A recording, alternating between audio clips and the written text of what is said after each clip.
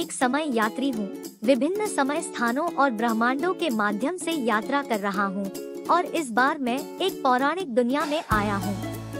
Zeus, इस दुनिया के देवता, ने पक्षियों के लिए एक राजा चुनने का फैसला किया, जिसमें सभी पक्षियों को भाग लेने की आवश्यकता थी और राजा के रूप में सबसे सुंदर को चुना। सभी पक्षी बहुत उत्साहित थे और अपने आप को तैयार करने के लिए नदी की ओर दौड़ पड़े।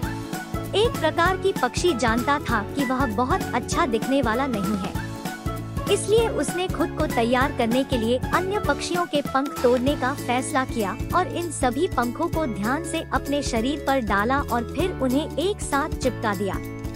अंत में वह भी एक रंगीन पक्षी बन गया, जो दूसरों की तरह सुंदर लग रहा था। जब चुनाव का समय आया तो जैकडॉ सहित सभी पक्षी ज़्यूस के पास आ गए। ज़्यूस ने इस अत्यंत सुंदर पक्षी को एक नजर से देखा और सोचा कि उसे पक्षियों का राजा होना चाहिए। हालांकि अन्य पक्षियों ने जैकडॉ पर हमला करने के लिए झुंड लिया और उसके शरीर से पंख तोड़ दिए। यह पता चला कि वह खुद सुंदर नहीं था, लेकिन केवल दूसरे लोगों की चीजों की मदद से थोड़े समय के लिए सुंदरता का भ्रम प्राप्त किया। अंत में जैकडॉ को उसके सभी पंखों से हटा दिया गया और अपने मूल स्वरूप एक बदसूरत जैकडॉ में वापस आ गया।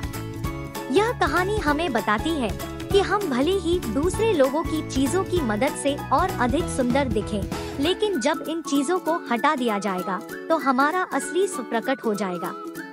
भले ही हम अलग अलग समय, स्थान और स्थानों में रहते हैं, मानव स्वभाव का सार नहीं बदला है।